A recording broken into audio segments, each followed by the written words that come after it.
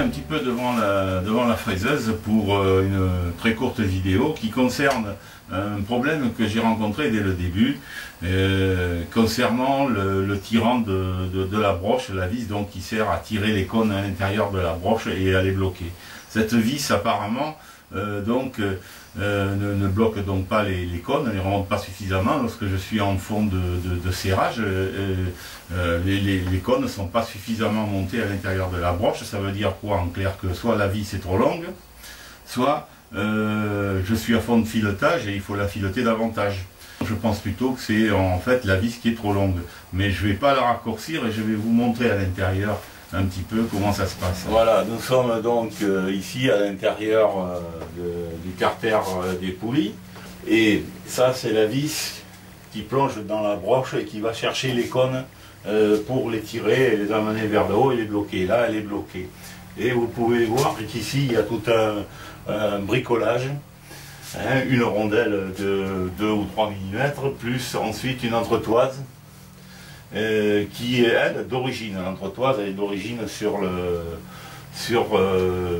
la fraiseuse, elle est livrée avec, sauf que là pour pouvoir compenser le défaut de serrage que j'ai été obligé de la mettre à l'envers pour rajouter une surépaisseur, et là tel que c'est, évidemment depuis le début j'utilise ma fraiseuse comme ça, les 2 vidéos que j'ai fait, 2 ou 3 vidéos que j'ai fait avec, et donc là je n'ai pas dit à ce problème provisoirement de cette façon-là, mais ça ne me satisfait pas, donc je vais voir d'abord, faire mon diagnostic, voir si c'est un problème de longueur de filetage de la vis, auquel cas je pourrais rallonger le filetage, soit le filetage de la vis il est assez long, et il bute donc bien au fond du cône morse, mais il ne monte pas assez, et dans ce cas j'ai pas l'intention de raccourcir cette vis, je préfère fabriquer une entretoise qu'il y a ici. Je vais montrer tout ça plus en détail sur le bureau, et à ce moment là je fabriquerai une entretoise plus épaisse qui rentrera un petit peu comme ça doit être normalement le cas à l'intérieur de l'alésage là de la broche. Là j'ai desserré la vis et vous pouvez voir donc l'entretoise d'origine de la fraiseuse, et la rondelle que j'ai mis moi, c'est pas la rondelle d'origine puisqu'il fallait qu'elle soit plus épaisse. Voilà. Donc là je vais retirer la vis, le tirant, que j'appelle le tirant. Voilà. Comme vous pouvez voir, il y a une longueur filetée qui est d'à peu près 4 cm.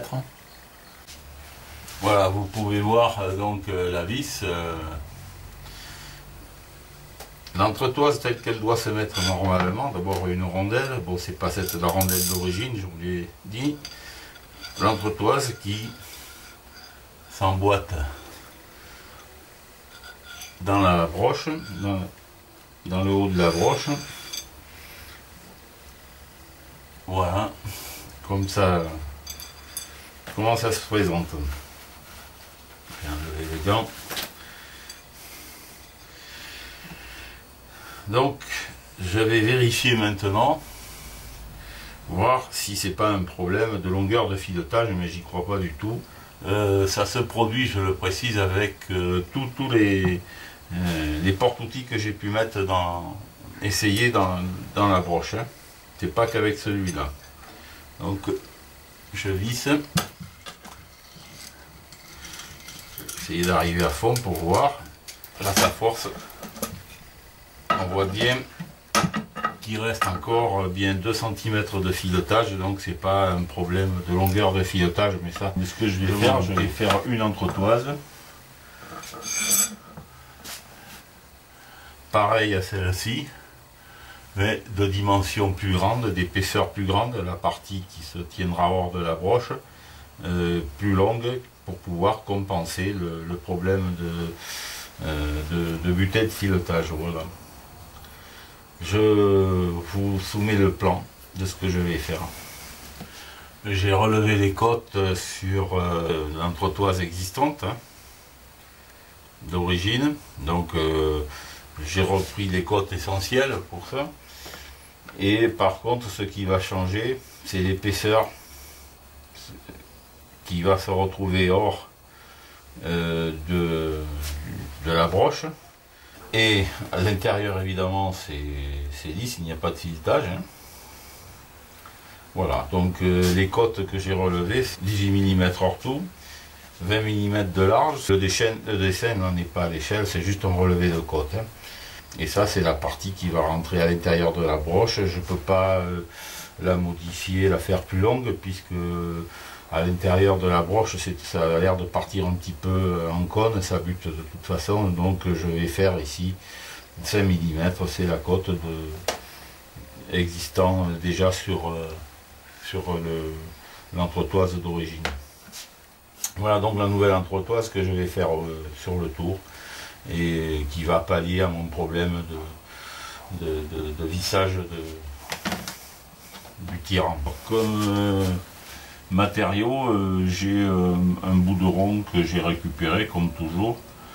Il est à une cote il est à 25 mm, il va falloir que j'enlève donc 5 mm. Et puis que je perce dedans, ça va être une opération toute simple. Je la montre parce que ça peut également guider certains qui ont pu acheter cette même fraiseuse que moi et qui rencontrent le même problème. Je ne pense pas que ce soit lié qu'à ma machine. Voilà, hein, c'est les aléas de ces machines made in China. Bon, on va pallier à ça. Là, j'ai installé mon barreau donc sur le mandrin, c'est bloqué. Et je vais... bon, ça tourne en rond à peu près, c'est bon, suffisamment. Et puis je vais faire un repère.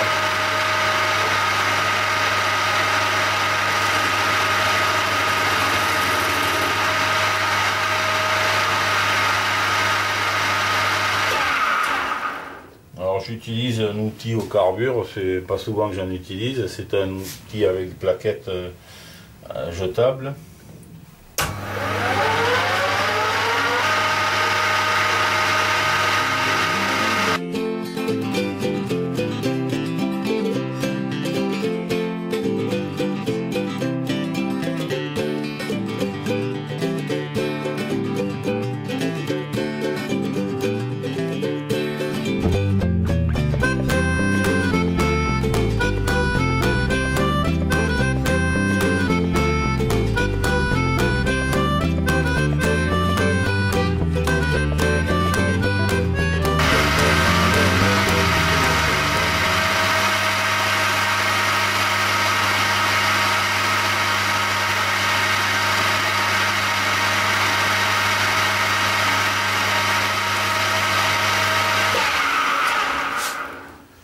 Voilà, c'est bon.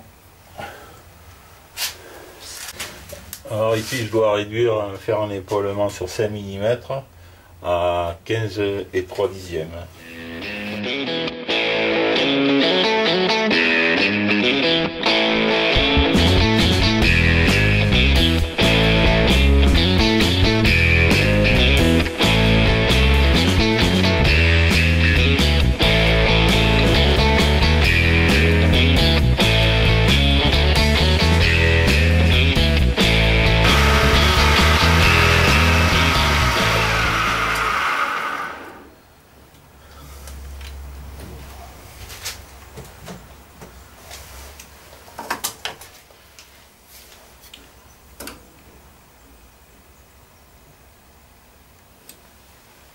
« 15 et 2 dixièmes, j'ai mangé un dixième de trop, mais c'est bon, ça n'a pas d'importance.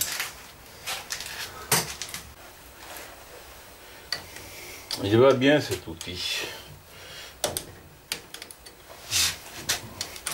Cet outil au carbure.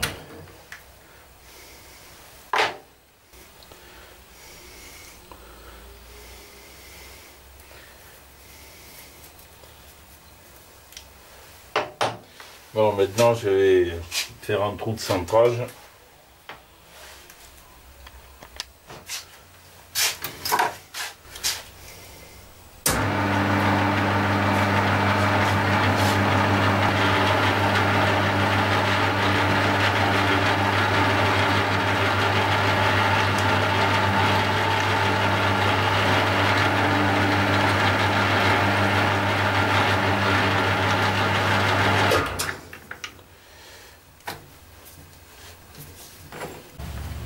Alors normalement je devrais faire un trou de 12,2, mais j'ai pas de forêt de 12,2, j'ai même pas un 12,5, 12,5 ça aurait été bien. Et j'en ai pas trouvé dans les bricorama et bricomarchés qui sont autour de chez moi, donc il aurait fallu que je le commande. Donc je vais faire avec un trou de 8 pour commencer, 8 ou 9, je crois que c'est du 9 celle-là. Et puis ensuite je vais aller à 12, avec une mèche également, et puis je verrai, si ça se trouve 12 ça passera. Là j'ai mis un collier, bon 25, ça fera 25, il faut que ça fasse 18 ma pièce en longueur, donc là je mets 25, un petit peu plus, 27 c'est bon.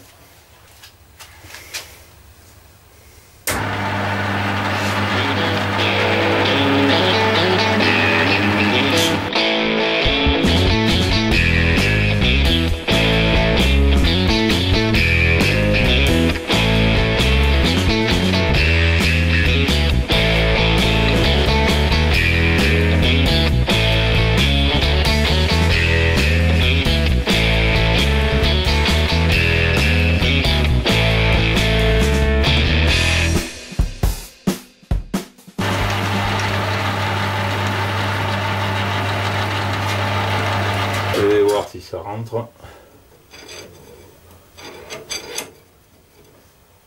Ouais, mais c'est bon, ça ira. Après, il reste à voir si ça, la partie non filetée rentre. Il n'y aura pas beaucoup à enlever. Alors maintenant, il me reste à tronçonner. Et puis, ce sera pas loin d'être fini.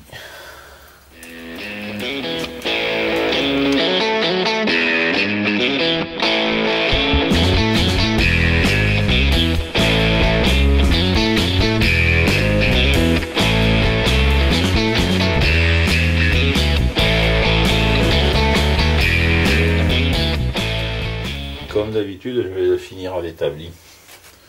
Voilà, je l'ai fini à l'établi, donc maintenant je vais rétablir un peu.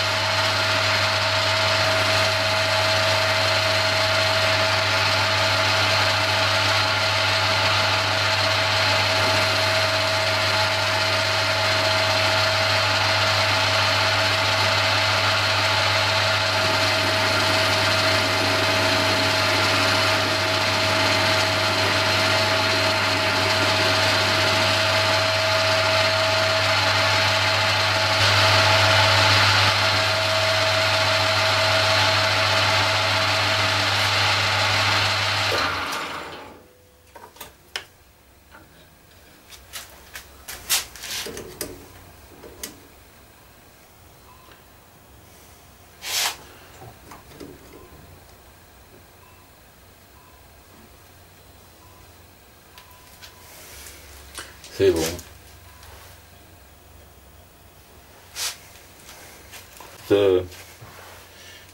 Faire un petit chanfrein à la lime mais sans le moteur, parce que je suis vraiment trop près des morts. Juste enlever la partie coupante.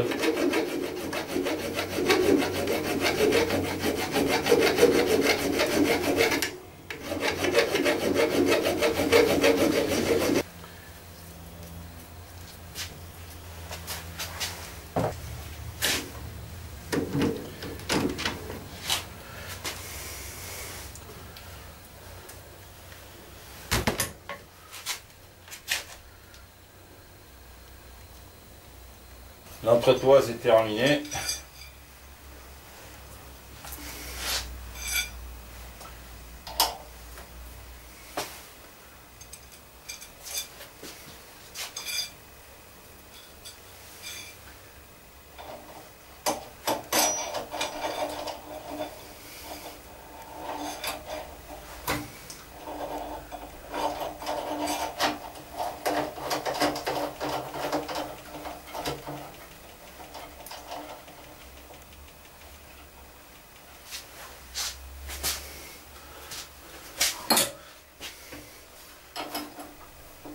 Ça visse bien.